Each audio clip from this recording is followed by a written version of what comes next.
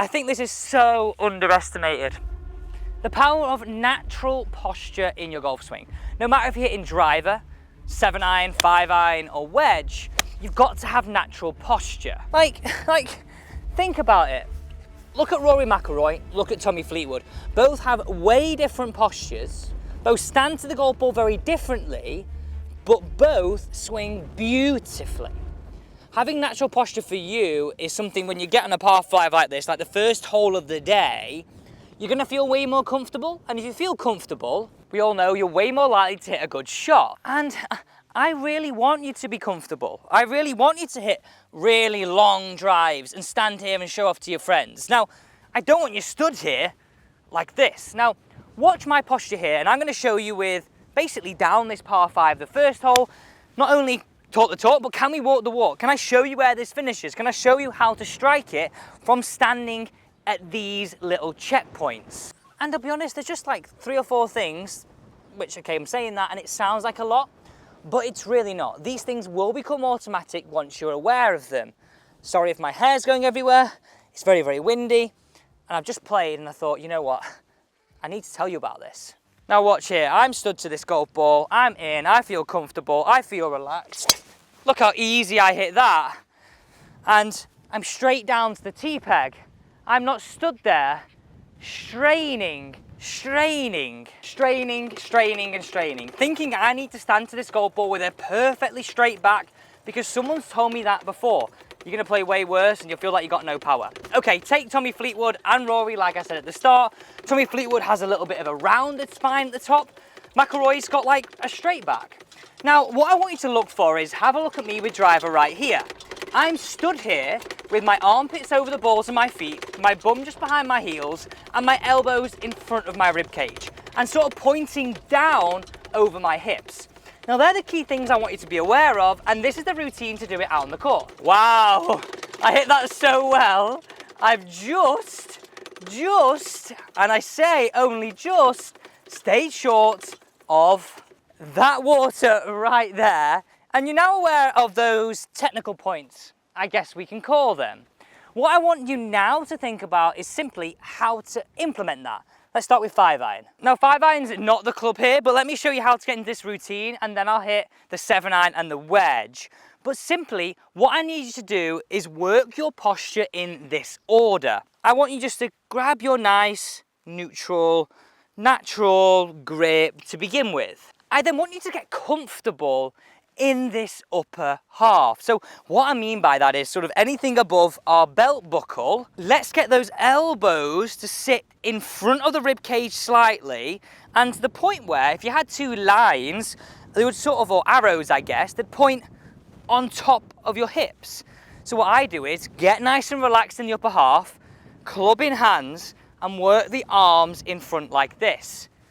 That is stage and point number 1. And I'll be honest, at this point, I'm not even thinking about the golf ball. I'm getting the elbows in front, I'm pointing down over my hips and staying relaxed, because that's power, isn't it?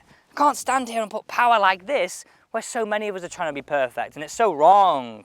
Okay, elbows in front. The next stage, I need you to do this. Get your stance around shoulder width apart. Forget the golf ball. Don't even think about that to begin with. That's the last resort, right?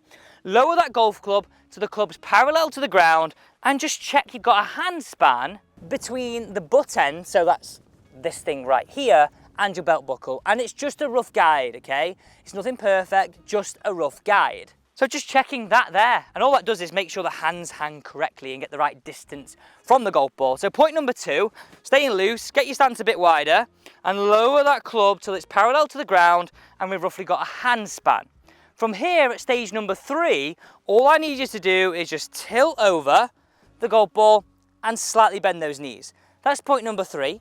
Okay, and now this is the key bit, the absolute key bit. All I need you to do is waggle that club, shuffling into that golf ball to where you've kept that hand span exactly the same. Now look how relaxed I am here. Just look at this position. And I'll just show you that from the angle there. That's how I'd walk in.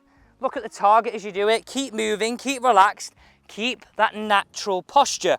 I've got my hand span, and I'll take you back to what I said at the start. Back of the armpits over the balls of the feet and the bum just behind the heels. But I've done that in a supernatural way.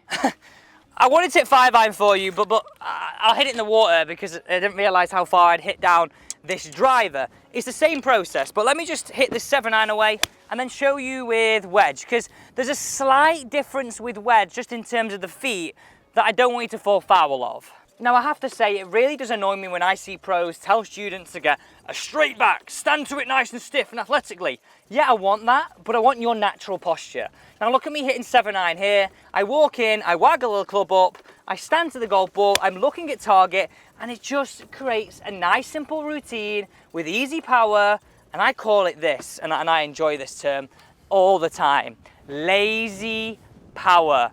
Okay, let me show you with wedge because it's vital you get this right, and especially, right, in scenarios just like this, you've got water just here, and there is our flag. And I'll be honest, there's only a couple of variations with this. Number one being you might want to stance a little bit narrower because it is a smaller club. And the second one, you might want to have the feet a little, I guess, on a diagonal. But look at my shoulders. My shoulders are parallel to target if we drew a line, but my feet and my hips are a little bit open.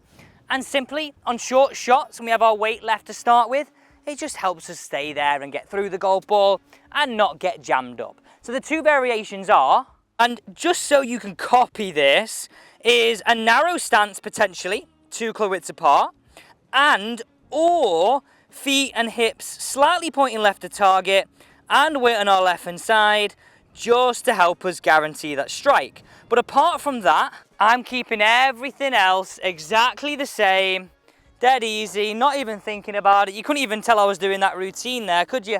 I'm in, I'm back. I'm confident I can aim at that flag. Please be the club, please be the club. Oh, we need to go and see where this is finished. That was all over it, absolutely all over it. And look where that's finished. I would take that with a wedge every single time. You now have the routine for natural posture for every single golf club in your bag. Please do make sure you follow it. And also, don't forget to subscribe to free, simple golf tips.